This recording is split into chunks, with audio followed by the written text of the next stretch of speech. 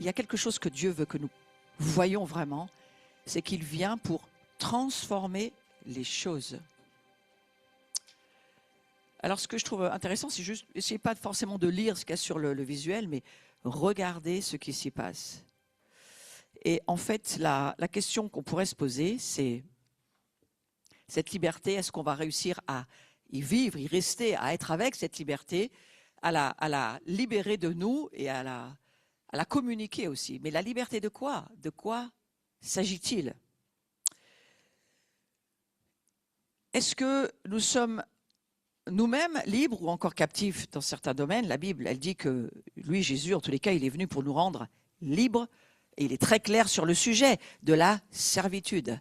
Donc il est clair que jusqu'à ce que nous rencontrions Christ d'esprit à esprit, jusqu'à ce que nous naissions de nouveau et que nous donnions notre cœur à Christ et qu'il vienne vivre chez nous, je trouve ça très intéressant. Le petit pot, si tu veux l'amener, Christophe, juste le mettre à côté. On a planté quelques graines il y a quelques jours, là, dans le pot noir, là-bas, et regardez en quelques jours ce qui s'est passé. C'est intéressant, nous n'étions pas là, nous n'avons rien fait, nous n'avons même pas arrosé, rien du tout. Hein. Mais quand Dieu plante une graine, il en fait ce qu'il veut. Hein. Et ce sont les graines que nous avons plantées dans cette maison de Jean. C'est intéressant. Pour moi, c'est un signe prophétique de ce que Dieu essaye de nous dire. Nous, on s'attend à plein de choses, on a plein de paramètres, plein de paradigmes à l'intérieur de nous. Dieu n'est pas comme ça, Dieu il est différent de nous. Et il essaye de nous dire, deviens comme je suis, s'il te plaît. Essaye de saisir que je suis venu t'affranchir de toi-même, de tes limitations humaines. Je viens t'affranchir de, vous voyez, cette connexion qui a été brisée, c'est ça que vous pouvez voir sur ce visuel, parce que le diagnostic, il est terrible. Il y a une tyrannie de la déconnexion. Satan savait qu'au moment où Adam et Ève allaient écouter la voix du malin, la connexion Wi-Fi terminée. Plus de connexion avec le ciel, plus de connexion avec Dieu, plus de connexion d'esprit à esprit. L'humanité chute, elle tombe, elle se brise. Et ça, c'est de cela dont il faut être libéré.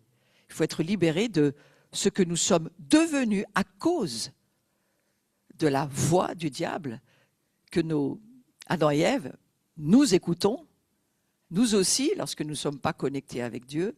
Et au fond, c'est à ce moment-là que nous perdons notre nature reliée à Dieu, en relation avec Dieu, notre nature divine par la relation que nous avions. Je parle d'Adam et Ève avant la chute. Et là, maintenant, aujourd'hui, nous l'avons perdue. Et qu'est-ce qui nous est arrivé? Nous sommes tombés dans les mains du malin et nos vies sont tyrannisées par le fait qu'il n'y a plus de connexion. Et l'héritage, il est universel. On a tous péché. On est tous privés de la gloire de Dieu. On le sait, mais il faut encore le voir. Même dans notre vie, il y a des zones et des parties de nos vies qui ne sont pas connectées à Dieu et qui ont au besoin de reconnecter à Dieu. En tous les cas, Romains 3,23 est très clair. Tous ont péché, tous et tous. Il n'y a pas d'exception. Toute l'humanité a péché. Toute l'humanité est privée de la gloire de Dieu. Et c'est pour ça que nous appelons cette gloire à revenir, nous l'appelons à revenir vivre chez nous, parce que cette gloire ne vit pas chez nous jusqu'à ce que nous donnions notre cœur à Jésus. De même que par un seul homme, le péché est entré dans le monde, et par le péché, la mort, de même la mort a atteint tous les hommes, parce que tous ont péché. Nous sommes tous atteints par la mort, parce que nous avions tous péché, et nous péchons parfois encore. Donc le péché, c'est une tyrannie chez toute personne qui vit dans la nature de péché. Mais vous allez voir que Jésus, lui, va totalement changer ce facteur. Il va le changer en venant, et personne d'autre que lui pouvait le faire, mais il l'a fait. Et en attendant, ce symptôme-là que subit l'humanité, c'est que son esprit est déconnecté de Dieu. Et il n'y a plus de connexion avec ni Dieu, ni le ciel, ni le monde spirituel. Il faut bien le saisir, cela. Donc Jésus, il vient en tant que grand libérateur pour chacun de nous. Et c'est pour ça qu'on chante, mais merci Seigneur, gloire à Dieu. Enfin, nos célébrations devraient exploser dans la reconnaissance que nous ne sommes plus déconnectés. Nous ne sommes plus perdus, nous ne sommes plus hors des cieux, nous ne sommes plus sans Dieu, nous ne sommes plus sans alliance, nous ne sommes plus coupé du ciel. Et rien que ça devrait nous mettre dans une allégresse majeure. Hein? On va voir les 4 dimensions, c'est intéressant d'y penser, les 4 dimensions de l'affranchissement, parce qu'on va se souvenir de cela, alors qu'on va traverser un mois sans célébration, sans, on va dire pas église, puisque nous sommes l'église, mais sans forcément avoir ce rituel que nous avons de nous rencontrer une fois par semaine et d'avoir ces rencontres de prière et d'avoir tout ce petit programme, tout à coup, on l'enlève. Nous, ça fait 30 ans qu'on fait cela. Pendant un mois, on déconnecte nos habitudes, pas pour aller faire n'importe quoi, mais pour être encore plus connecté avec Dieu, pour voir où on en est sans tout ça. On en est où? Alors, tombez pas dans la dépression, ou alors téléphonez-moi, hein, mais l'idée, c'est pas ça. Hein. L'idée, c'est d'apprendre à aussi savoir où on en est. Et parfois, il faut aller un peu dans le désert pour se rendre compte de où en est notre vie intérieure. En tous les cas, Christ nous libère de la nature du péché et du péché. Alors ça, on y passerait des journées, hein, mais c'est important de se le redire. Christ, il nous libère de la nature, pas seulement du péché. Comment est-ce que je vais pouvoir le vivre? Oh, c'est très simple, frères et sœurs. On a un code d'accès. On a besoin de code pour tout aujourd'hui. Hein. Ouvrir nos ordinateurs, nos téléphones, pouvoir aller sur des sites. Tu n'as pas le code, tu es cuit, tu es coincé, tu es enfermé à l'extérieur. Alors nous, on a un code d'accès, un code d'entrée pour les affaires spirituelles, pour croire, pour laisser la parole de Dieu nous pénétrer. Pénétrons dans la parole. Notre code d'accès, c'est la foi. Sans la foi, on ne fait rien, il ne se passe rien, on peut aller nulle part. Pose-toi la question, où est-ce que tu en es avec la foi? En tous les cas, en lisant les textes de Paul, on se rend compte que la rencontre avec Jésus, par exemple, sur le chemin de Damas, ça l'a totalement transformé. Du terroriste qu'il était, il est passé aux pharisiens religieux qui pensaient en fait rendre service à tout le monde en tuant les méchants. Hein, c'est ça qu'il pensait. Et au fond, on voit bien que Dieu l'a fait tomber de son cheval, alors que Dieu te fasse tomber de ton cheval si c'est ce que tu as besoin de voir dans ta vie, mais ne rentre pas dans la religion. Ouais. Parce qu'on peut passer du terrorisme à la religion, ça n'aide pas non plus. Hein. Et il y a un moment donné, il faut laisser cette rencontre se faire avec le ciel. Donc on est vraiment libéré du péché, de la nature du péché, et Christ, le oint, s'occupe de chacun d'entre nous pour ça. Ensuite, il nous libère des limitations humaines. Quand on est à nouveau dans la famille de Dieu, on reçoit quelque chose d'extraordinaire, et j'aimerais que tu l'entendes et que le Saint-Esprit puisse te le révéler ce matin. Ça demande une révélation, on ne peut pas le comprendre avec notre cerveau, on peut le comprendre par la foi et par la puissance de Dieu. C'est pour ça qu'on reçoit le Saint-Esprit. On reçoit le Saint-Esprit pour pouvoir comprendre par la foi la parole de Dieu. On ne peut pas comprendre la parole de Dieu avec notre cerveau. Ça restera des informations, ça restera quelque chose qui n'aura aucun effet sur ta vie spirituelle. Par contre, la foi, c'est le code d'accès. Par la foi, tu crois ce que Dieu dit, et par la foi, elle entend. Tout ce que tu entends, ça t'amène la foi. La foi vient de ce que tu entends, de la révélation, et la révélation, elle transforme ta vie. Donc c'est le fait de naître de nouveau, fait que tu n'es plus d'une nature de péché, ni de pécheur. C'est fini, c'est terminé. L'affranchissement est fait. Qui que tu sois, où que tu en sois, si tu as donné ton cœur à Jésus, ta foi doit attraper cette idée que tu es maintenant, tu es devenu d'une nature divine. Eh bien, ça vous laisse vraiment dans le silence. Le jour où vous verrez, vous hurlerez de joie. Nous sommes aujourd'hui devenus des êtres de nature de Dieu. Et c'est quelque chose qui transforme totalement l'Église aujourd'hui. Ce sont des dévoilements cette année de révélation. Nous devons entrer dans les dévoilements. Et pour ça, il nous faut le Saint-Esprit, il nous faut la foi et il nous faut la parole de Dieu. Et là, on va entrer dans des nouvelles dimensions de révélation qui vont nous transformés. Nous sommes transformés de gloire en gloire. Nous sommes transformés chaque jour, de jour en jour. D'ailleurs, j'ai remarqué que quand il y a ce verset qui dit, je le lisais ce matin, il faut porter sa croix, il y a juste après, chaque jour. Chaque jour, chaque jour, chaque jour, chaque jour. C'est important. Chaque jour. À tous ceux qui l'ont accepté, à ceux qui croient en son nom, elle a donné elle, c'est de quoi? De quoi on parle? La parole de Dieu. Le droit, le pouvoir, c'est la même chose. De devenir enfant de Dieu, enfant de Dieu. De Dieu. La loi de la reproduction, de Dieu. Nous sommes reproduits, engendrés dans la divinité, dans la matrice de Christ qui est Dieu. Oui. Donc, puisqu'ils sont nés non du sang, ni de la volonté de la chair, ni de la volonté de l'homme, changez votre manière de voir votre vie.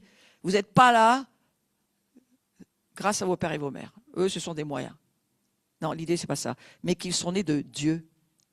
Vous êtes sur la terre parce que Dieu a voulu que vous veniez sur la terre. Il a choisi, voilà, un homme, une femme. Et ça s'est trouvé comme ça. Et arrêtez de pleurer sur votre généalogie, tout ce qui va pas. Parce que c'est pas vraiment ça l'histoire. L'histoire, c'est que vous êtes de Dieu. Vous devenez des enfants de Dieu, d'une famille de Dieu, avec des êtres spirituels de Dieu. Et vous devez sortir vos paradigmes matériels, terrestres, parce que l'être spirituel que nous sommes n'a rien à voir avec ça. Ouh, nous sommes d'en haut, d'ailleurs, d'une autre sphère dimensionnelle. Ah là là! Aïe, aïe, aïe, ça va changer des choses, ça. Et alors, le diable va tout faire pour que tu n'y crois pas, tu y ailles pas, tu le vois pas, et surtout, t'avances pas. Dors. T'es fatigué. Viens pas dans ces réunions-là. N'y va pas. Tu vois bien, il y a un match de foot. Moi, je peux tout faire, le match de foot et puis Dieu. Hier, j'ai vu d'ailleurs, oh là là, on a failli, 3, 4, après ça, allez. Mais quand même, c'était pas si mal. Oh oui, mais tu es tellement spirituel que ça ne t'intéresse pas. Moi, ça m'intéresse. Ça m'intéresse de voir où en est ma nation. Et ça m'intéresse aussi d'hurler quand on gagne. Jésus est venu s'offrir sur la croix pour nous offrir une autre vie. Mais on a aussi une vie terrestre, mais on a aussi une vraie vie intérieure spirituelle. Donc, c'est ce que Jésus explique à Nicodème. Je n'y reviens pas, mais c'est quand même très important d'y penser. Pierre, il a des révélations. Pierre, il dit attention, il faut pas mépriser la parole prophétique, parce que lui, il a méprisé la parole prophétique. Ça s'est mal passé pour lui. Il a eu de la chance, Pierre, que Jésus revienne et lui pardonne tous ses reniements, parce que sincèrement, il n'avait pas volé très haut ce jour-là, Pierre. Mais Pierre va dire plus tard, prenez garde à la parole prophétique. Pourquoi? Parce que lui, il s'en est pris dans la tête. Parce qu'il n'a pas pris garde à la parole prophétique. Et il a, d'une certaine manière, renié le Messie. Alors, il nous dit, attention, faites attention à la parole de Dieu et prenez-y garde. Et il va devenir cet incroyable apôtre. Et voilà ce qu'il va dire. Béni soit Dieu, le Père de notre Seigneur Jésus-Christ, qui, selon sa grande miséricorde, dis à ton voisin, grande miséricorde. Grande. La maison de Dieu est grande, la miséricorde de Dieu est grande, les bontés de Dieu sont grandes, Dieu est grand. Ouais. Nous a régénérés, donc c'est sa grande miséricorde qui nous a régénérés. Régénérer, ça veut dire générer d'une autre manière. Il a détruit ce monde de mort, il a détruit ce monde de la perdition, il a détruit cette nature de péché qui ne peut produire que des pécheurs. Forcément, une nature de péché ne peut produire que des pécheurs. Donc si tu n'as pas saisi que tu n'as pas une nature de pécheur, tu vas pécher tout le temps, parce que tu peux faire que ce que tu penses que tu es. Donc aujourd'hui, il nous dit, Pierre, il nous a régénérés pour une espérance vivante par la résurrection de Jésus-Christ d'entre les morts. Donc nous ne sommes plus morts, nous sommes sortis de la mort. Nous parlons de l'être spirituel que nous sommes. Ouais. Donc il nous libère de, on va dire, ces limitations humaines. Nous ne sommes plus seulement des humains. Nous sommes encore des humains, mais pas seulement. Tu te regardes dans la glace et tu fais « je ne suis pas seulement un humain ». Intéressant. Tu as pensé à ça en te rasant ce matin? Ou même si tu t'es pas rasé d'ailleurs. Je ne suis pas seulement un humain. Les pasteurs, on voit tout. Christ nous a aussi libérés de la solitude. Comment peut-on souffrir d'un esprit d'orphelin? Par manque de révélation. Mon peuple meurt, va dire Osée. Osée 4,6, il va dire ça. Chapitre, verset 4,6, allez voir. Mon peuple meurt faute de révélation. Des gens qui meurent de dépression, qui meurent de peur, d'inquiétude. Ils meurent parce qu'ils ne savent pas. Ils se disent chrétiens, mais ils n'ont pas la révélation. Ils ne savent pas qui ils sont. Ils ne savent pas qui est le Christ. Ils ne savent pas qui est Dieu le Père. Ils ne savent pas. Ils ne savent pas que leur esprit est rentré dans un monde dimensionnel, divin, qu'ils ne peuvent plus jamais être orphelins. C'est terminé. On ne peut pas être orphelin quand on est enfant de Dieu. Donc Jésus s'est laissé être élevé sur cette croix et nous étions aussi avec lui dans le cœur de son Père. C'est pour ça qu'il a donné sa vie pour toute l'humanité, pour que son Père puisse, pas seulement nous, trouver une famille. Le Père veut retrouver sa famille, c'est très important. C'est vraiment quelque chose d'important en ce moment. C'est pas seulement toi qui as besoin d'une famille. Dieu veut aussi retrouver sa famille. Il n'est pas intéressé par les noms de confession, il en faut, parce qu'il faut bien se trouver dans des cadres, quels qu'ils soient, mais Dieu cherche et veut retrouver sa famille. Il cherche sa famille. Tu peux faire partie d'une église catholique ou protestante et ne pas savoir que Dieu cherche sa famille. Comme tu peux ne pas faire partie de ces confessions-là et savoir par l'Esprit qu'il cherche sa famille. Donc c'est une affaire de révélation. Et pas seulement ça, il vient pour nous libérer de l'esprit de solitude, de l'esprit d'orphelin, pour tous ceux qui arrivent sur cette terre sans famille, tous ceux qui n'ont pas de famille, tous ceux qui n'ont pas de père, de mère, tous ceux qui n'ont peut-être pas, tout simplement pas connu, même pas connu leur père et leur mère. C'est pour eux qui vient, pour tous ceux qui ont besoin de rencontrer des frères, des sœurs, qui ont besoin de cette famille, parce que nous avons besoin de ce sentiment d'appartenance. Ça fait partie de notre besoin identitaire. Et Jésus vient nous redonner tout ce que Satan vole. Satan vole, il vole les familles, il tue, il détruit, il brise, il casse, il fracture. Jésus vient pour tout remettre en lui, tout remettre en ordre en lui. Tout est pour lui, tout est par lui, tout est en lui, et tout va redevenir en lui dans l'ordre de la maison du Père. C'est par la foi qu'on peut le croire. Et ensuite, la quatrième chose, c'est qu'il nous libère de la mort et des malédictions. Il est venu pour nous libérer de la limitation humaine dans ce monde. Tout est limité, temporel, corrompu. Rien ne va durer. Et parfois, moi, je dis, Amen, Seigneur, que ça ne va pas durer, ça. On est très content que beaucoup de choses ne vont pas durer. Mais même de savoir que notre vie s'arrête, notre mort physique, ça peut même être angoissant pour certaines personnes. Mais lorsque la révélation vient de qui tu es, fils et fille de Dieu, recevant, Jean va dire, la vie éternelle. La vie, ce n'est pas ta petite respiration que tu as quand tu viens au monde ici, c'est le souffle de Dieu, le pneuma que tu reçois lorsque tu donnes ta vie à Jésus. Il rentre dans ta vie et son souffle éternel rentre chez toi. Et tu vis éternellement avec ce souffle-là. Il faut juste le voir, entrer dans la révélation, croire ce que Dieu est en train de dire. Et c'est cela la vie éternelle, la fameuse vie Zoé. La vie divine, la vie qui n'a ni commencement ni fin, la vie qui fait que quand on arrive sur cette terre, on sait qu'on va mourir dans notre être terrestre, mais dans notre être spirituel, on sait qu'on ne va plus jamais mourir. Tu crois lequel des deux? Ouais. Donc il y a cette importance de saisir que le mécanisme divin, c'est-à-dire ces échanges de nature, c'est extrêmement important. C'est en cela que Christ est un grand libérateur.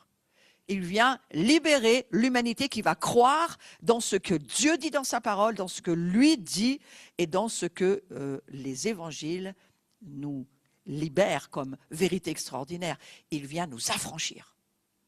Il vient nous libérer de cette horrible réalité humaine charnelle où le diable pense qu'on va rester dans cette dimension-là, il nous dit non, cette dimension-là, c'est fini. Toi, tu peux entrer dans une autre dimension. Il faut passer la porte que je suis et monter dans la dimension spirituelle de la réalité. Les réalités sont dans l'invisible. Cette porte que je t'ouvre, qui est invisible, est plus réelle que celle que je peux voir ici face à moi. Comment je peux te dire ça? Parce que ma foi le voit, le croit, le vit. Et Jésus va dire, quand je reviens, est-ce que je vais trouver la foi? Oui! Réponds-lui. Comment tu peux lui dire que tu as la foi? C'est à la mesure de la parole de Dieu qui t'est révélée que tu lis, consultes, fréquentes. Fréquente la parole de Dieu. C'est comme une fiancée, tu fréquentes jusqu'à ce que tu te maries avec cette parole. Elle devient réelle dans ta vie. C'est en cela que Jésus, il est un grand libérateur et il vient nous amener au travers de sa mort et de sa résurrection une autre vie, autre chose que ce que nous connaissons. Essayez pas de ramener Dieu dans votre dimension et d'essayer de me faire croire que tout va bien, parce que ça, je ne peux pas y croire une seconde. Il n'y a rien qui va sur cette terre. Mais amenez-moi dans la dimension de Dieu et allez-y et vous allez voir que là-haut, tout va bien par contre. Et que ce là-haut peut être à l'intérieur de toi, peut vivre chez toi, en toi. Ce là-haut, ce ciel, ces cieux vivent chez toi. Ouh, c'est dedans. Il faut le savoir. Donc c'est un échange fondamental. Celui qui a le Christ a la vie kainos, la vie nouvelle, la vie qui n'existait pas jusqu'à ce que Jésus vienne vivre chez toi. Cette vie-là n'existe pas. Tu vis juste dans une religion. Tu peux savoir plein de choses. Tu peux faire plein de rituels. Moi, je fais plein de rituels, mais qui ont un sens aujourd'hui. Les rituels ne me dérangent pas à partir du moment où il y a une vraie relation avec Jésus. Mais cet échange fondamental, c'est cette transaction qui garantit une nouvelle identité. Je sais qui je suis parce que la croix m'a révélé l'échange de nature. Je ne suis plus, je le crois, parce que Dieu le dit, alors qu'il vit chez moi, je ne suis plus qui j'étais avant. Je suis qui il est lui maintenant. Amen. Donc ce code source de la nouvelle création, c'est la vie Zoé, il faut bien le saisir. C'est pas la vie après la mort, pas du tout. C'est la substance même de Dieu qui vit chez toi maintenant. C'est pas plus tard, j'aurai cette vie-là. Mais non, Dieu vit chez toi maintenant. Cette vie, elle est chez toi maintenant. Christ, il est la race, je dis bien la race de la nouvelle création. C'est une nouvelle race, la race de Melchisédek. C'est cette race qui a une extraordinaire propriété, c'est qu'elle est contagieuse, elle se communique et l'Esprit Saint, lui, communique cette vie Zoé à tous ceux qui la demandent. Il suffit de demander et de reconnaître que nous n'avons pas cette vie-là, nous en avons besoin, on l'a aussi chanté ce matin, Seigneur, viens, remplis-nous. Certaines personnes, vous pensez que vous êtes déjà tellement plein qu'il n'y a plus de place pour Dieu, mais vous le voyez pas, mais vous êtes vide de la révélation. Il faut la désirer, cette révélation. Il faut désirer cette révélation. Il faut voir qu'on sait très peu de choses sur Dieu. On sait très peu de choses sur l'ADN divin. On sait très peu de choses sur qui nous sommes. Mais nous allons en savoir de plus en plus. Nous sommes dans une année de dévoilement. Nous venons chercher dans les présences de Dieu. C'est dans l'adoration où nos esprits sont unis avec l'Esprit de Dieu, où nous produisons, où nous entendons. Il se passe la communication, elle se passe dans l'adoration. Et elle se passe aussi, bien sûr, dans la prédication de la parole de Dieu. Elle se passe dans la prière. Elle se passe là où je connecte avec Dieu. Car Dieu a tant aimé le monde qu'il a donné son serviteur, son disciple, il a donné son meilleur pote. Non, il a donné son fils parce qu'il est un père. Et on doit saisir que cette famille, maintenant, doit se trouver. La famille sur terre, Dieu est intéressé de trouver sa famille. Et sa famille, elle est faite de toutes couleurs existantes pour les humains. Elle est faite de tas de gens différents. C'est lui qui rentre dans les vies et qui nous unit. Ce qui fait qu'on a une famille, c'est parce qu'on a Christ en nous. Si on a Christ, on a la famille. Si on a la relation avec Christ en nous, on a la famille. Et si vous êtes né à nouveau, ou de nouveau, vous possédez dans votre esprit cette vie Zoé. Vous possédez, vous êtes. C'est votre identité, cette vie Zoé. C'est la vie que transportait Jésus. C'est la vie qui domine la mort. C'est la vie qui anéantit les maladies, les microbes, les virus, les douleurs, toutes les infirmités. C'est cette vie-là qui va de plus en plus prendre le dessus. Et la gloire de Dieu, lorsqu'on est ensemble, en famille, et qu'il y a cette union commune des esprits, tout est possible dans cet univers de gloire. Tout est possible. On va voir des choses qui vont... On en a déjà vu, mais on va voir encore beaucoup plus. Il ne faut pas penser qu'on a beaucoup. On a un peu.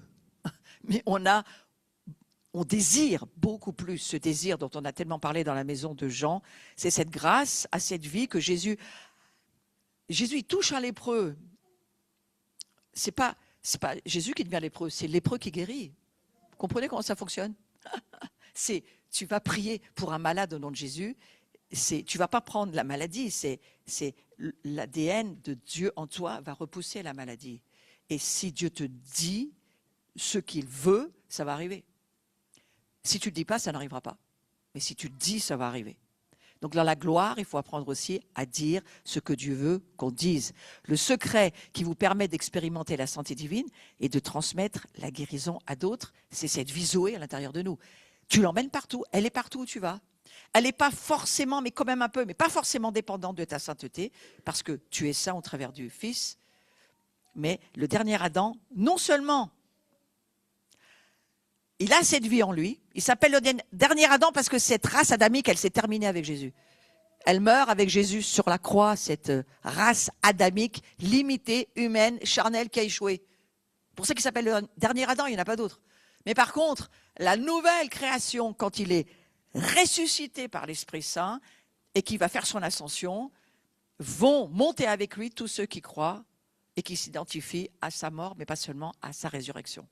Donc si tu t'identifies à sa résurrection, tu sais par la foi que tu es toi aussi monté, élevé, tu as été élevé. Alors bien sûr, plus tu t'abaisses, plus tu vas être élevé. Oui, ça c'est aussi tout le travail que tu vas avoir à faire dans ta vie. Mais par la foi, nous sommes assis avec Christ dans les lieux célestes. Par la foi, nous le croyons. Et ensuite, nous nous acheminons vers ce que Dieu a déjà accompli au travers de Jésus. Mais nous nous acheminons. Jésus est un chemin et nous ne sommes pas dans la magie, mais nous sommes dans un chemin de progression. Nous marchons dans la perfection, ça veut dire la maturité. Donc les deux lignes de l'humanité, c'est important de les voir comme ça. Le premier Adam, âme vivante. Le dernier Adam, un esprit vivant spirituel animé par le Saint-Esprit. Ça n'a rien à voir. On parle de deux mondes différents. Éteint à la chute, l'ampoule grillée, morte, finie, capote, comme diraient les Allemands. Hein. Et connecté, brûlant, éternel, ça c'est ce que Dieu fait en nous. On n'y est pour rien. Il nous allume son feu. À nous de voir comment on va l'entretenir. Transmetteur du péché, de la séparation, de la mort, ça c'est le monde obscur des ténèbres qui nous avait fait devenir qui ils sont, mais Jésus, lui, communicateur, transmetteur de la vie divine, pas seulement, mais aussi de la guérison. Nous transmettons la vie divine. Aujourd'hui, il y a une capacité à transmettre cette vie divine à tous ceux qui ne l'ont pas ce matin. Il y a une contagion spirituelle. Dieu veut que la transpiration de sa maison touche tous ceux qui sont autour. Pas seulement guérisse, pas seulement délivre, mais sauve. Ça, c'est la première des choses importantes. La Tob, elle dit ceci, le dernier Adam est un être spirituel donnant la vie. Tu es quelqu'un qui donne la vie. Tu es quelqu'un qui communique la vie. La Semeur, elle dit, l'Éternel ne déclare L'Écriture, ne déclare-t-elle pas, le premier homme Adam devint un être vivant doué de la vie naturelle. C'est un don, hein, la vie naturelle. Mais le dernier Adam, il est devenu, lui, un être qui, animé par l'Esprit, communique la vie. Quand tu serres la main à quelqu'un, tu ne sais pas toujours ce que tu es en train de faire. Quand tu fais un câlin à quelqu'un, tu ne sais pas toujours ce que tu es en train de faire. C'est une imposition des mains, une imposition des corps, et c'est quelque chose qui peut provoquer des conflit. Hein. Quelqu'un qui est perclus d'esprit de rejet, tu ne peux pas lui faire un câlin parce que ces démons ne supportent pas, il va te repousser. Ce n'est pas l'humain qui va te repousser, mais c'est la démonologie qui va te repousser. Donc l'anatomie d'une bombe spirituelle, je trouve ça intéressant. L'Esprit de Dieu rallume instantanément notre esprit mort à la nouvelle naissance. Vous devriez hurler de joie. Waouh! Instantanément, il rallume un esprit mort, devient un esprit vivant. Comment c'est possible? Je ne sais pas, je crois. Je le crois tout simplement parce que c'est la Bible qui me dit je vis par la puissance de Dieu. C'est son esprit qui a régénéré mon esprit. Mon esprit était mort et je suis devenu un esprit vivant. Lorsque je deviens cet esprit vivant, je deviens de la race de Dieu. Je vais vous bassiner toute l'année avec ça. Le protocole de circulation, l'épicentre, vous voyez, l'esprit, reçoit la vie Zoé, c'est ce qui se passe quand on donne notre vie à Jésus. Et ensuite, le canal, c'est l'âme. L'âme, elle doit être renouvelée par la connaissance de notre nouvelle identité. Donc, c'est Romains 12, verset 2. Pas seulement offrez vos corps en sacrifice vivant, Romains 12, 1, mais Romains 12, 2, c'est renouveler, changer, réorienter. Détruisez les disques durs, internes, faux de mensonges, de toute votre limitation charnelle, parce qu'il faut réorienter toutes vos pensées et penser comme Dieu pense. C'est le combat entre les deux oreilles, c'est la guerre civile entre les deux oreilles. C'est toute l'histoire de ce que vous pensez, parce que ce que vous pensez, vous le devenez. Le diable le sait parfaitement, mais Dieu aussi le sait. Et il vous dit, eh bien alors changez vos pensées. Pensez comme moi je pense. Pensez ce que je pense de vous, que vous êtes des êtres spirituels, que vous appartenez à ma famille, que vous êtes de moi engendrés par la vie Zoé. Vous êtes des êtres qui ne mourrez plus jamais. Donc si vous mourrez dans votre humanité, vous ne mourrez pas dans votre être spirituel. Donc vous ne devriez pas avoir peur de la mort. Et vous devriez surtout savoir qui vous êtes.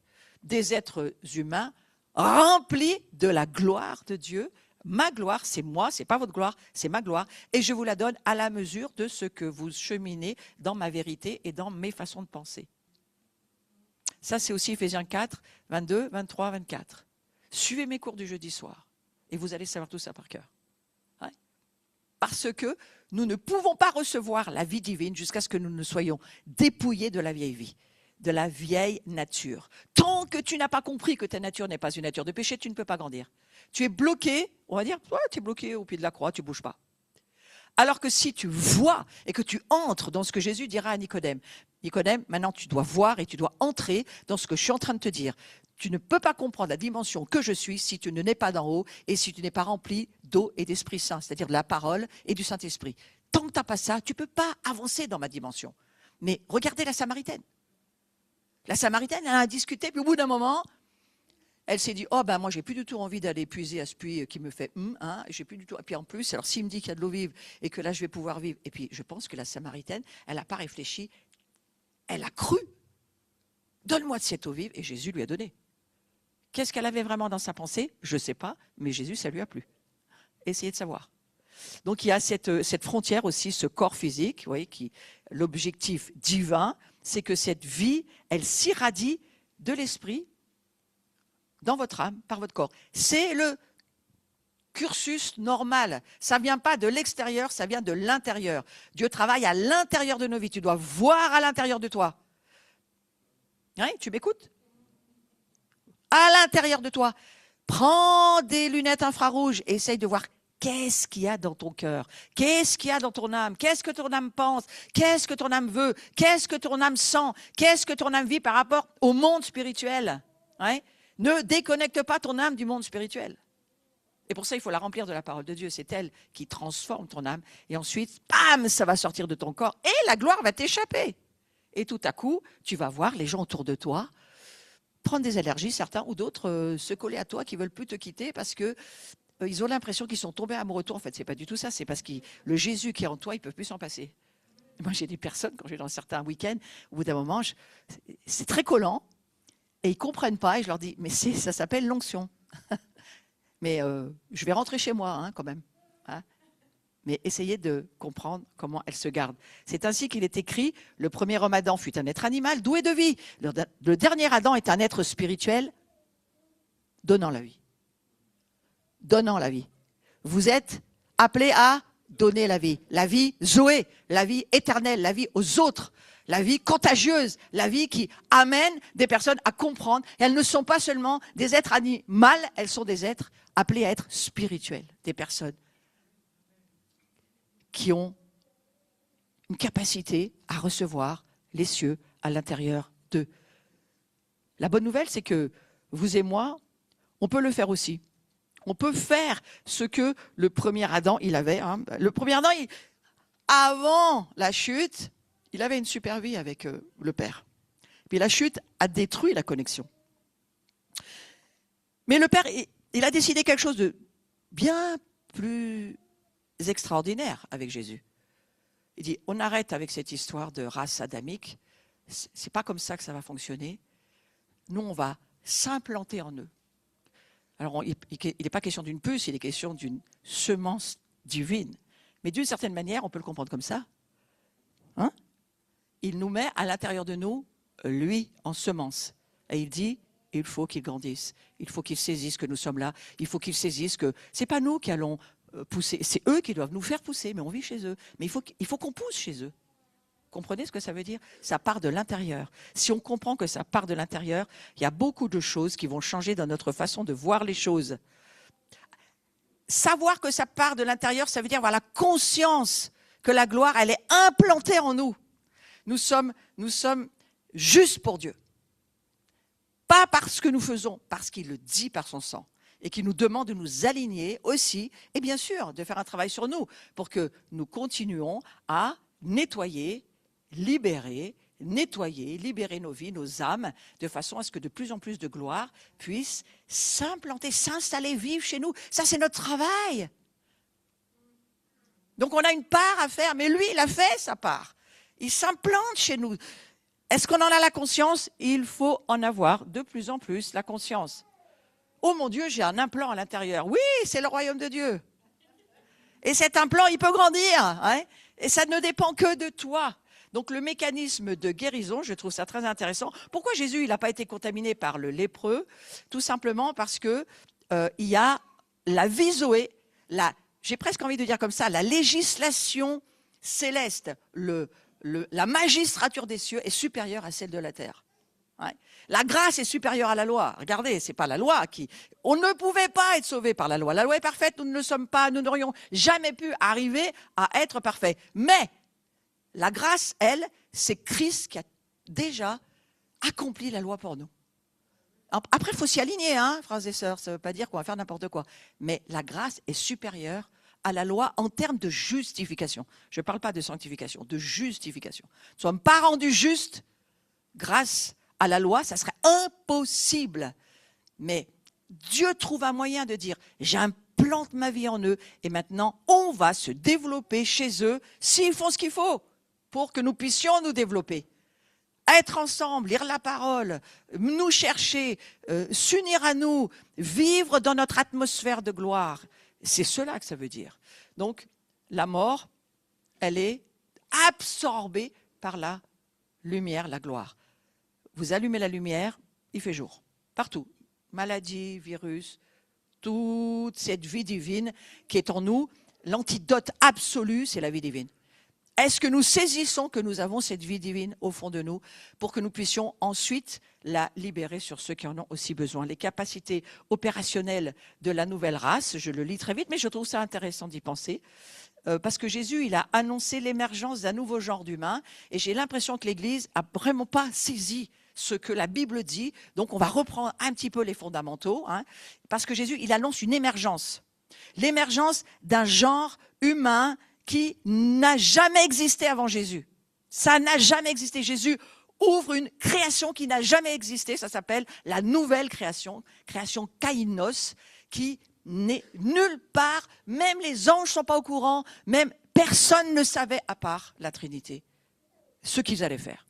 Et en fait, Jésus, il est en train de dire qu'un nouveau genre d'homme paraît désormais sur terre et que tous vont les reconnaître au signe suivant. Alors, prenez votre stylo et faites votre petit QCM personnel. Autorité spirituelle, capacité de chasser des esprits mauvais, donc de libérer les oppressés. Est-ce que vous le faites ou pas? Nouveau code, capacité de parler de nouvelles langues venues d'ailleurs. Ça, ce sont des codes, des signes. Ça ne montre pas votre mesure de spiritualité, ce sont des signes. Résistance biologique, invulnérabilité au poison, au venin. Alors, je ne dis pas que vous allez scier cet été, mais voilà, hein. Entraînez-vous à y croire. Transmission de vie, c'est le transfert de la guérison par l'imposition des mains aux malades. C'est l'anéantissement de la mort. Entraînez-vous, dès que vous voyez quelqu'un qui est malade, entraînez-vous, la vie Zoé, libérez cette gloire et commencez à dire, la vie de Dieu, pas la mienne, la vie de Dieu est supérieure à ce qui se passe là. Ce monde des ténèbres doit fuir. Et bientôt, nous apprendrons, et ça va venir aussi, quand on voit une tornade arriver, on va la faire se détourner. Mais alors, chez qui, ça c'est le grand problème. Hein. Mais voilà, là où il n'y a personne, dans les déserts. Mais nous devons apprendre. Ce n'est pas parce que nous n'avons pas réussi cette fois-ci que nous n'allons pas réussir d'autres fois. Arrêtez la grêle. On a cette autorité. Mais il faut la foi pour y arriver. Puis il faut la voir arriver aussi. Hein. Arrêtez le vent, Jésus l'a fait. Ça, c'est la capacité de la vie Zoé à l'intérieur de nous. Vous n'avez pas besoin d'appeler votre pasteur ou votre prêtre pour dire « j'ai un problème ». Oh, elle vit chez vous, cette vie. Libérez-la. Apprenez à vous en servir. Comment peut-on guérir une personne? Simplement en lui imposant les mains. Alors la réponse, elle est la suivante, et je vous la donne. Celui qui est né de nouveau, celui qui a le Saint-Esprit en lui, celui qui porte l'Esprit de vie en lui, possède dans ses membres une vie surnaturelle appelée la vie éternelle. C'est la vie dont Jean parle, la vie éternelle. Et c'est cette vie qui a anéanti celle de Satan, que Satan a introduit dans la race adamique. Sauf que nous ne sommes plus de la race adamique. Ayez la conscience de ça. Vous n'êtes plus de la race adamique, vous êtes de la race divine. Oh, mais tu exagères, tu vas trop loin. Mais lisez la Bible. Lisez la Bible. Que l'esprit d'incrédulité soit mis loin d'ici au nom de Jésus. Il faut se mettre à croire. Jean-Baptiste a dit, ils ne vont jamais croire ce que Jésus amène. Il l'a vu, Jean-Baptiste. C'est pour ça qu'il a dit, repentez-vous. Repentez-vous, ça veut dire changez vos opinions humaines limitées qui vont nulle part, qui vont dans les murs. Changez vos opinions, changez. C'est pas la religion non plus. La religion en termes de on suit quelque chose, des règles qui nous amènent nulle part non plus. Jean-Baptiste a dit, il faut que vous commenciez à croire. Et pour croire, il faut écouter la parole de Dieu et par la foi, la saisir, la saisir, la saisir, la pratiquer, la pratiquer, la pratiquer. Donc cet été, vous avez un mois pour pratiquer. Priez pour les malades, priez pour ceux qui ont des besoins. Libérez cette vie Zoé. Plus vous la donnez, plus vous en avez. Si vous en faites rien, vous perdez. Vous perdez ce que vous avez. Donnez ce que vous avez. Moi, c'est un conseil que je vous donne. Et puis, le rôle majeur du Saint-Esprit, que je trouve intéressant, c'est un dessin, il vaut ce qu'il vaut. Moi, je trouve qu'il parle bien. La vie Zoé, ce n'est pas un concept abstrait. Il y a véritablement un circuit. Ouais, elle est opérée par un agent actif, continu. Il faut en avoir la compréhension. La loi de la vie de l'esprit, c'est quelque chose qui bouge. La gloire, elle bouge. Elle se nourrit, elle avance. C'est cette vie divine qui, par le Saint-Esprit, entre dans le corps inanimé de Jésus et va le faire sortir de la tombe. Ça ne vous intéresse pas, si ça vous arrive, ou d'aider quelqu'un qui se trouve dans ce cas-là, il faut en avoir la conscience. Il faut réaliser que le Saint-Esprit, il est l'esprit de vie. Vie, et contraire à la mort. Il attaque la mort, il attaque la maladie. Ce sont des anomias. Tout ce qui est maladie, virus, il faut combattre ce genre d'anomie. Voilà, d'anomia. Romains chapitre 8 verset 2, en effet, la loi de l'esprit de vie, la loi de l'esprit de vie, la loi de l'esprit de vie en Jésus-Christ m'a affranchi de la loi du péché de la mort. Moi, je suis sous la loi de l'esprit de vie. La grâce et le Saint-Esprit, la gloire, c'est une juridiction supérieure par rapport à cette loi du péché et de la mort. Donc, si vous n'avez pas de révélation de la nature qui est qui vous êtes, et que vous pensez que vous êtes encore un pécheur, il ne va pas se passer grand-chose. La gloire ne se libère pas de la nature d'un pécheur, surtout si vous le croyez. La gloire, elle se libère de quelqu'un qui sait qui il est, qui sait qui est Dieu, et qui sait que Dieu va le faire, et qui sait que ça va arriver. Ouais. Alors, Romains 8, 11 nous dit ceci, si l'esprit de celui qui a ressuscité Jésus d'entre les morts habite chez vous, il y a un énorme si, hein. Est-ce que Dieu habite chez toi, mon frère, ma sœur? Est-ce que Dieu habite dans ta maison? Est-ce que Dieu habite dans ton cœur? Est-ce que Dieu habite dans ton âme, dans ton corps ou pas? Parce que le si, il est énorme. Si l'esprit de celui qui a ressuscité Jésus d'entre les morts habite en vous, celui qui a ressuscité Christ d'entre les morts rendra aussi la vie à vos corps mortels par son esprit qui habite en vous. 2 fois, il répète, qui habite en vous, qui habite en vous, qui habite en vous. Il habite en vous, il n'habite pas en vous. Parce que s'il habite en vous, il pourrait bien vous guérir. S'il habite en vous, il pourrait bien faire rallonger des choses qui ont besoin d'être rallongées, comme des jambes par exemple. Il peut parfaitement transformer un genou qui était malade en genou bien portant. La vie, si la vie habite chez nous, est-ce que la vie divine, la vie Zoé, habite chez nous ou pas? Et est-ce que nous le croyons? Parce que Paul, il explique qu'une des missions du Saint-Esprit, c'est de contribuer à redonner la vie divine à nos corps mortels. Le Saint-Esprit, il attend que ça, redonner la vie divine à nos corps mortels. Oui, mais nous, on est tellement habitués, tout bip, hôpital, SAMU, machin. Et la vie qui est à l'intérieur, qu'est-ce qu'elle devient? Je ne sais pas. Il faut se poser la question. Tout notre être doit être habité par cette vie Zoé. Et lorsque nous nous retrouvons, comme ce matin, qu'est-ce que nous appelons? Qu'est-ce que nous cherchons? Qu'est-ce que nous cherchons à connecter, à adorer, à être avec la vie divine? Créez-moi des chants sur la vie divine. Appelez-moi cette vie divine à nous envahir et à se libérer de nous. De faire que... Alors, vous allez me dire, la maison de Jean s'est tellement libérée que ça a déclenché des conflits météorologiques. Et pourquoi pas? Sauf que quand ça vient chez nous, il va falloir qu'on apprenne à les retenir. Mais l'esprit né de nouveau, il est doté de cette vie surnaturelle. Et cette vie surnaturelle, frères et sœurs, elle vit chez vous, elle vit chez moi. Si on n'a pas la conscience de qui nous sommes, on ne peut pas opérer dans cette dimension. Je prie, Seigneur, que nous ayons la conscience de ce que ta parole nous dit. Nous portons cette vie divine. Elle vit chez nous, cette vie divine. Elle est appelée à être libérée. Elle est appelée surtout à être nourrie, à grandir, à prendre de la place. Il faut qu'il grandisse et que je diminue. Vous diminuez pas vous-même, ça ne marchera pas. Mais si vous laissez cette vie grandir en vous, alors vous allez voir que nous ne sommes pas seulement guéris, mais nous sommes aussi parfois vivifiés. Combien de fois on est arrivé dans des rencontres, alors on a vécu des petites mesures, on en veut plus, on en veut plus. Dis à ton âme, on en veut plus. On en veut plus. On ne va pas s'habituer à ça. On va reprendre à la rentrée, on va reprendre sur ce niveau, conscience de la vie nouvelle, éternelle. Et il va falloir libérer, grandir, engranger, faire pousser les semences qui peut-être sont dans des frigidaires au fond de vous depuis des années, mais il n'y a rien qu'à pousser parce que ça n'a pas grandi. Il faut que ça grandisse aujourd'hui. Et les cieux sont pressés de voir le royaume de Dieu s'approcher d'autres que de nous. C'est de cela dont il est question. Donc, le piège, il y a un piège, attention. Le piège de la normalité adamique, c'est non merci, on n'en veut plus. Ne fréquentez plus la race adamique. Devenez ce que vous fréquentez, c'est-à-dire une communauté, une famille, des amis remplis de l'esprit, avec la foi, avec l'écriture. Remplissez vos bouches de paroles honorables, remplies de louanges, des hymnes, des cantiques, des choses de Dieu, quoi. Ça veut dire que la vie, la conscience de qui habite chez vous et donc de qui vous êtes doit être à fréquenter aussi. La nouvelle création, elle exige un changement radical de perception.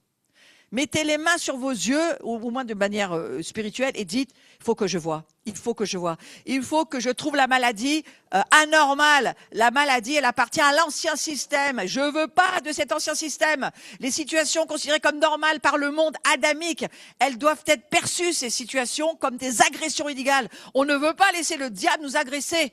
Il n'y a pas de fatalité dans le peuple de Dieu. Il y a juste la conscience de qui nous sommes. Nous sommes de race divine. Nos yeux, nos corps, nos membres, on veut voir ces miracles directement du ciel par la foi. Et on n'a pas toujours besoin de la position des mains. Parfois oui, parfois non. Parce que Dieu veut voir son Église grandir dans la foi. Le miracle, ça ne demande aucune foi. La guérison, ça demande de la foi. Il faut avancer, avancer, avancer, avancer, de plus en plus, de plus en plus. Refuser ce que le diable vous impose. Refusez les ténèbres, refusez la maladie, refusez ce qui doit être refusé au nom de Jésus. Il faut un changement radical de perception. Parce que celui qui habite chez nous, frères et sœurs, c'est qui? L'Esprit Saint. C'est Dieu, il peut tout, là. Est-ce que tu sais qu'il habite chez toi? Moi, je ne vois pas ce que tu penses, mais lui, il sait ce que tu penses là en ce moment. Vous le fréquentez? Vous lui parlez? Vous le connaissez? Vous savez ce qui lui fait plaisir? Vous savez ce qu'il aime manger, ce qu'il n'aime pas manger? Peut-être qu'il aime le foot, mais pas trop souvent non plus. Vous savez? Vous savez? Vous savez qui il est? Vous savez ce qui lui fait plaisir? Cherchez-le, parce que c'est lui. L'impératif de la croissance, c'est le népios, c'est le bébé, l'enfant. La Bible, elle nous dit l'enfant, c'est terrible ce que Dieu dit. Mais c'est Dieu qui le dit, c'est pas moi. L'enfant, c'est un esclave. Alors aujourd'hui, on met les enfants sur les étagères et sur les estrades, excusez-moi. L'enfant, c'est un esclave. C'est ce que nous dit le Nouveau Testament. L'enfant, il ne sait rien. Et il va nulle part parce qu'il ne sait rien. Et on ne lui confie rien, et surtout pas d'héritage, et surtout pas de choses à faire, parce qu'il ne sait rien. L'enfant, il va falloir qu'il grandisse. Le renouvellement par la connaissance de la vérité. Renouvelez vos pensées. Les enfants, il faut leur apprendre à lire la Bible, à prier, à venir à l'église. Oh ouais, mais moi, il a 6 ans, mais il ne veut plus venir. Mais c'est qui commande? Non, mais sans blague. Donc l'impératif de la croissance, de népios à l'héritier, nous avons des comptes à rendre à Dieu. Pour nous, pour nos enfants, pour l'État dans le stade là où on en est, de croissance intérieure. Le Saint-Esprit voit ta vie, c'est tout. Et des fois, je me dis, il aurait un marteau, il nous taperait sur la tête, ça nous aiderait. Mais il ne veut pas faire ça. Il ne veut pas, il se retire, il attend. Il s'attriste parfois. Attention, donc ce Saint-Esprit-là, souvenez-vous, lui, il attend qu'une chose, c'est que vous vous nourrissiez pour vous faire grandir.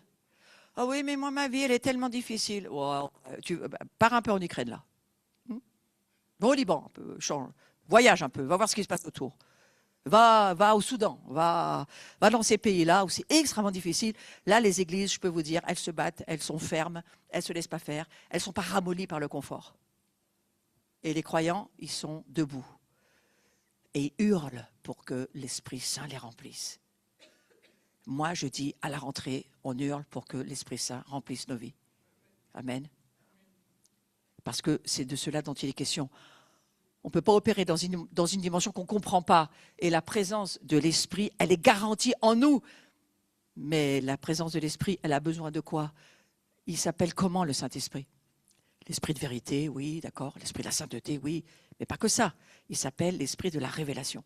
Le Saint-Esprit ne peut faire grandir en vous que ce que la parole révèle.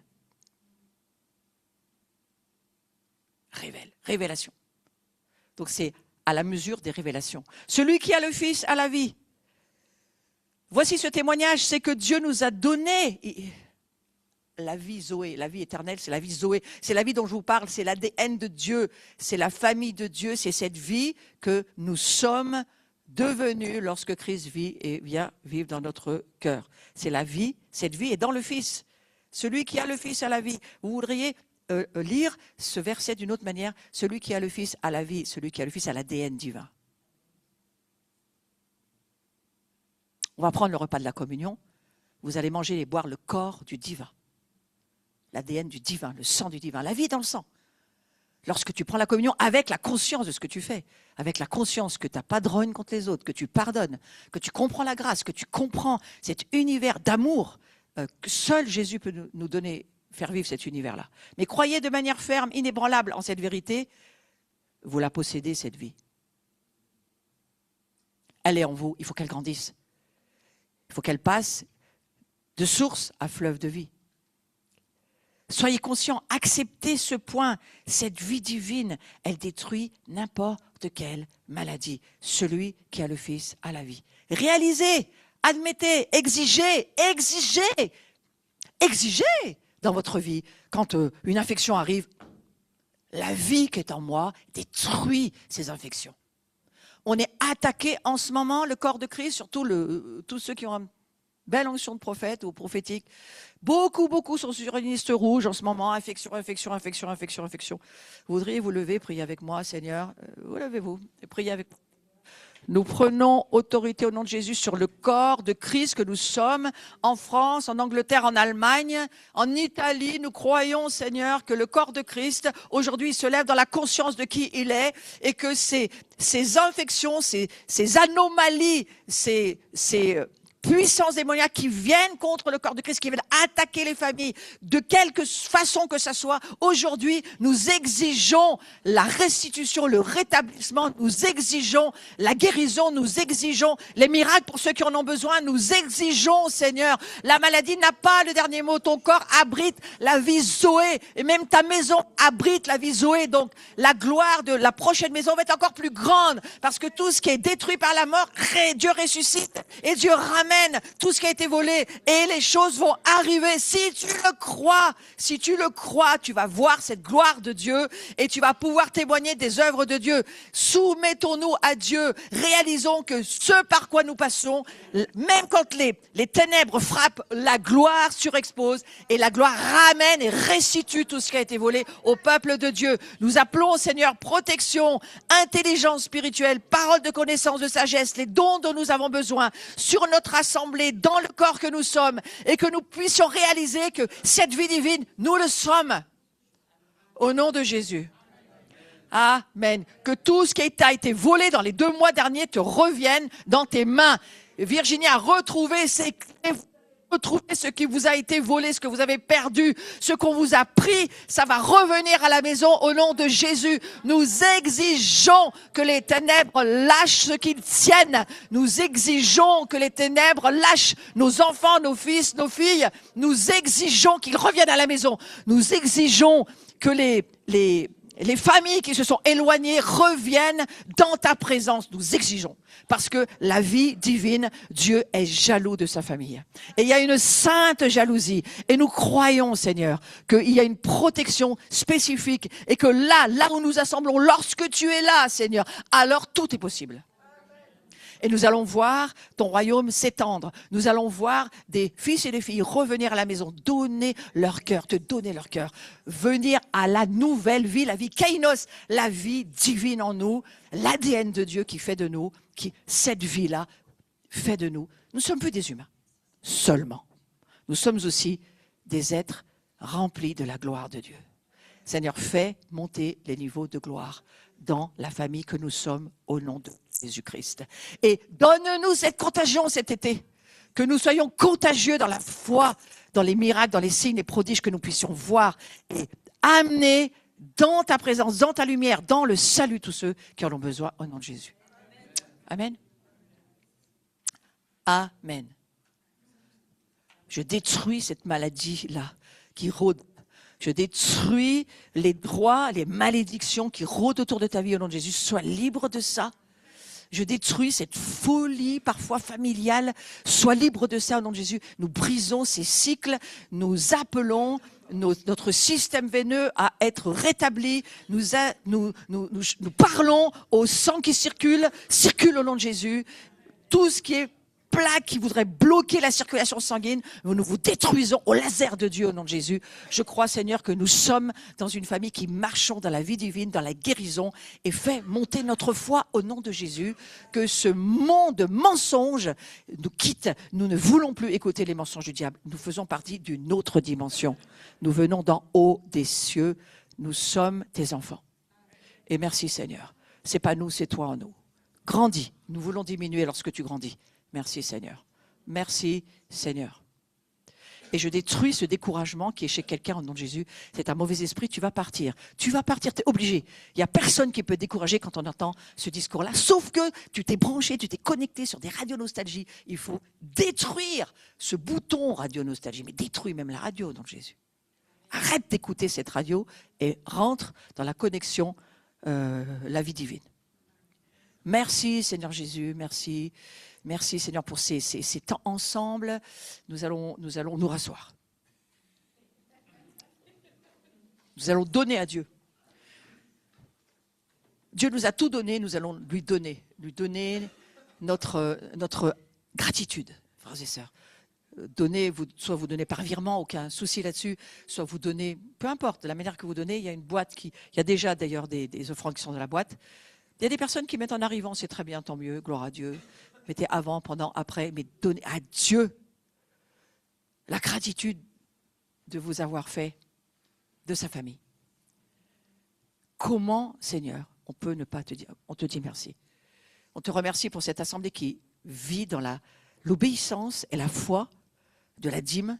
On te remercie, Seigneur, parce qu'il y a une boîte de la mission, ça c'est la boîte de la mission, pour ceux qui ont des besoins. On va en parler demain soir au conseil d'administration. On veut aider ceux qui ont des besoins. Faites-moi savoir, écrivez-moi sur des mails privés. Mais Seigneur, on te remercie aussi de ce que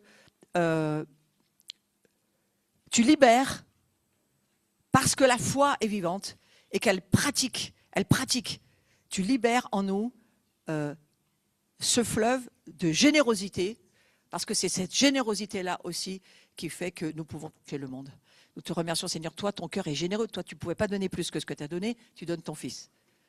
Qu'est-ce que tu pouvais faire de plus que te donner toi-même? Tu donnes le Fils unique. On ne peut pas comprendre ça, nous. Mais on comprend une chose, c'est que nous pouvons te dire merci. Merci avec nos besoins, merci avec notre cœur, merci avec nos finances, nos moyens, ce que nous pouvons mettre dans ce réceptacle spirituel, que nous puissions voir, mettre une semence pour voir encore plus de mesure de qui nous sommes. Chaque semence que nous semons, ici on les a semées pour quelque chose de très précis dans la maison de Jean, mais chaque semence que nous donnons dans le portefeuille boursier de Dieu, mettez-y une attente, une récolte pour l'an prochain. Vous allez récolter l'an prochain. Rosh Hashanah, ça commence là au mois de septembre et on va entrer dans l'année 5787. C'est d'être autre chose. 6, c'est l'année de Courne et encore. 7, c'est le chiffre parfait. 7. Donc nous plantons pour le moment dans la... Il y a une semence pour récolter ce dont j'ai parlé ce matin. Ne vous laissez pas faire. Christ a été cloué à la croix. L'année du clou, c'est l'année où nous clouons aussi tout ce qui vient contre nous par la foi que Jésus l'a payé pour nous. Et nous disons aussi à Dieu, merci de l'avoir fait pour nous. Parce que si Jésus n'avait pas été cloué, c'est toi qui serais cloué sur la croix. Certainement. On le serait tous. On serait détruits par le monde des ténèbres. Jésus a dit, non, c'est ma famille, je les protège et ils sont à moi. Et le diable ne peut nous toucher que jusqu'à un certain degré. Ouais. Donc je te remercie, Seigneur, pour nos familles. Je te remercie pour qui nous sommes. Je te remercie parce que cette vie qui est en nous, moi, ma prière, c'est qu'elle se libère et que les chaises se remplissent. Et que nous voyons des hommes et des femmes venir chercher Dieu. Ne vis pas seulement pour ta vie à toi, pour tes petits divertissements, mais dis-toi qu'il est besoin que d'autres entendent l'Évangile et connaissent le Christ. Amen.